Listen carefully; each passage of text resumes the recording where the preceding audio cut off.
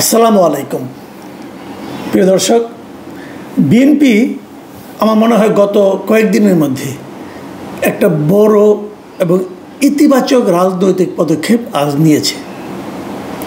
এবং সেই পদক্ষেপটা হলো যে তারা জাতীয় সংসদের আসন্ন যে নির্বাচনের ডেট ঘোষণা করা হয়েছে ফেব্রুয়ারিতে, সেই নির্বাচনের জন্য তারা আজকে 2 শতাধিক আসনের সম্ভাব্য প্রার্থী নির্বাচন করেছে। এগুলো আনুষ্ঠানিকভাবে তারা কিছু বলেনি, কিন্তু এটা জানা গেছে, এর মধ্যে প্রকাশিত হয়ে গেছে যে 2 শতাধিক আসনে তারা বলে দিয়েছে যে তারা কাদেরকে নমিনেশন দিতে যাচ্ছে।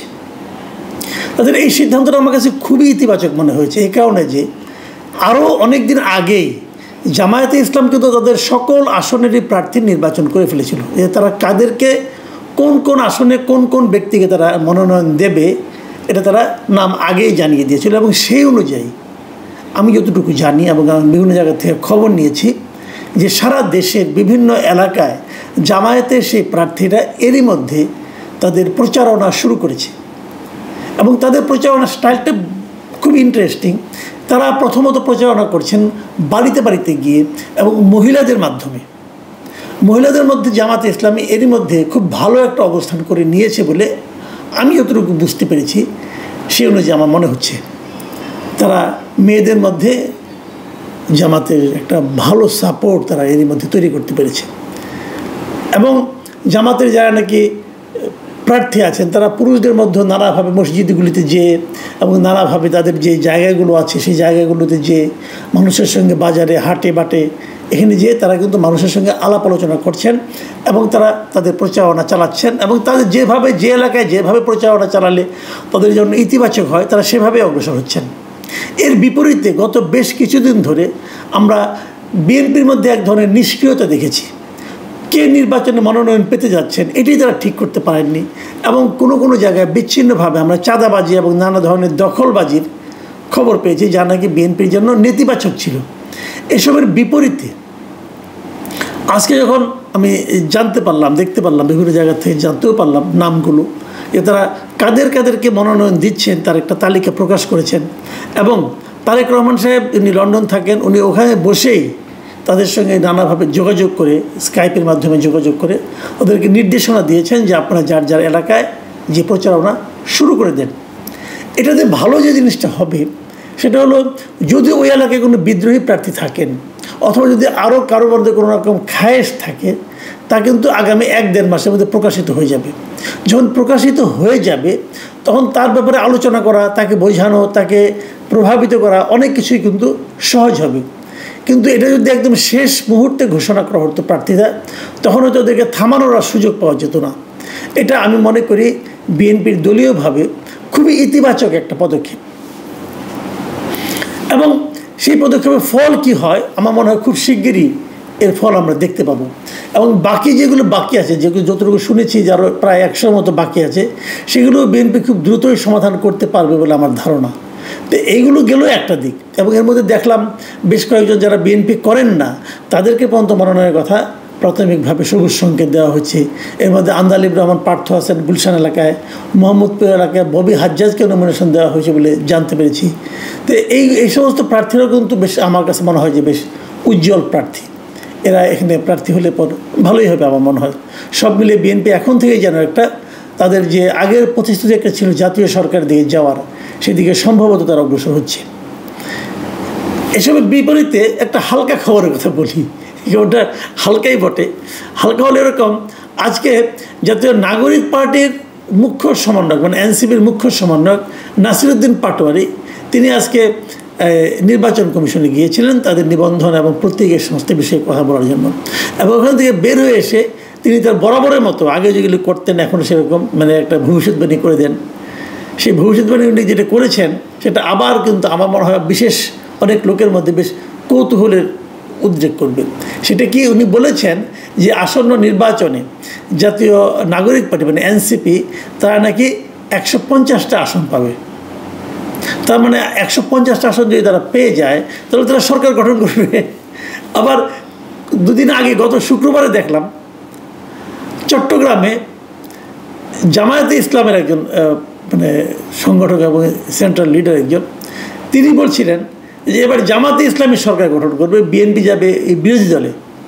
তো উনি জামাত এবং বিএনপির মধ্যে একটা কম্পিটিশন দেখছেন, উনি এনসিপিকে পাত্তাই দিচ্ছেন না। আবার এদিকে এখন দেখছি এনসিপি তাদেরকে বিএনপিকে একটা পাত্তা দিচ্ছেন। তিনি বলছেন যে বিএনপি 50 থেকে 100টা মতো আসন পাবে, ধরে যদি 100টাই পায়, আর ওনারা পাচ্ছেন হলো গিয়া 150টা, 250, তাহলে জামাতের জন্য তো থাকে মাত্র 50টা, জামাতকে বাকি 50টা সবগুলি পাবে। যদি পায় তাহলে জামাতের কি হবে? জামাত তাহলে বিরোধী দলে থাকলেও 3 নম্বর দল হিসেবে থাকতে হবে। তো হিসেবটা যেন কেমন হয়ে গেল না? এইগুলি হয় কি সাধারণ মানুষের মধ্যে এক ধরনের কৌতুকের জন্ম দেয়। নাসিরুদ্দিন পাটোয়ারি সাহেবকে বুঝেন আমার মনে হয় না, ওনাকে বলে লাভ নাই। বাট ওনার যারা নেতা আছেন, ওনার দলের যারা লোক আছেন, তাদেরকে মানে আমি বলতে চাই যে আপনারা এই পাটোয়ারি সাহেবকে থামান। হ্যাঁ, পাটোয়ারি সাহেব যেগুলো বলছেন এগুলো তো মানুষ হাসাহাসি করছে আপনাদের নিয়ে। আপনার কয়টা আসন পাবে? আমি কয়েকদিন আগে একটা জায়গায় একটা টকশোতে একটা মানে আপনার আলোচনায় আমি বলেছিলাম যে এই এনসিপির টোটাল ভোট ইসলামী আন্দোলনের অর্ধেক ভোটের সমান হবে কিনা আমার সন্দেহ আছে।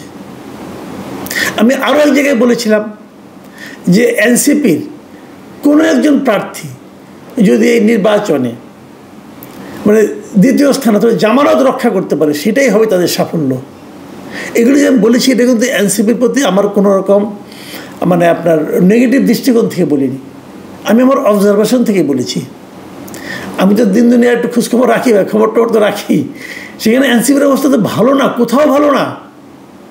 আপনারা স্টুডেন্টদের মধ্যে আছেন, স্টুডেন্টদের নিয়ে আপনাদের দল, ছাত্রদের মধ্যে আপনাদের বিপুল জনপ্রিয়তা থাকার কথা। ডাকসু নির্বাচনে 5 নম্বর 6 নম্বর হয়েছেন ভাই। জাকসু নির্বাচনে আরও খারাপ করেছেন। শুনলাম যে চাকসু নির্বাচন নাকি দাঁড়াবেনই না ভয়ে। তো এই শক্তি নিয়ে আপনারা যখন নির্বাচনে 150 আসন পাবেন বলে ঘোষণা দেন, মানুষ তো আপনাদের নিয়ে হাসাহাসি করে। এটা কি বোঝেন আপনারা? একটু বোঝার মতো সক্ষমতা আপনাদের আছে? আমি অনুরোধ করব যে পাটোয়ারি সাহেবকে দয়া করে আপনারা থামান। এরা তো আপনাদেরকে সারা দেশের ভোটারদের সামনে হাসির পাত্র করে তুলছেন। কি বলবো, যাই হোক, নির্বাচনের সময় অনেকে বাড়িয়ে বাড়িয়ে কথা বলে, এটা নতুন কিছু না, কিন্তু তারও তো একটা মাত্রা আছে, একটা সীমা আছে না। এই দুটোই নির্বাচনের বড় খবর আমি মনে করি। তারপরে আমি আশা করব যে এনসিপিও সতর্ক হয়ে চলবেন, ভালোভাবে কথা বলবেন। এনসিপি যদি কারোর সঙ্গে জোট করতে পারেন তখন একটা সম্ভাবনা আছে, সেই জোটেরও তো কোনো সম্ভাবনা দেখছি না। এনসিপির ভবিষ্যতে আসলে খুব বেশি আশাবাদী হওয়ার সুযোগ নেই।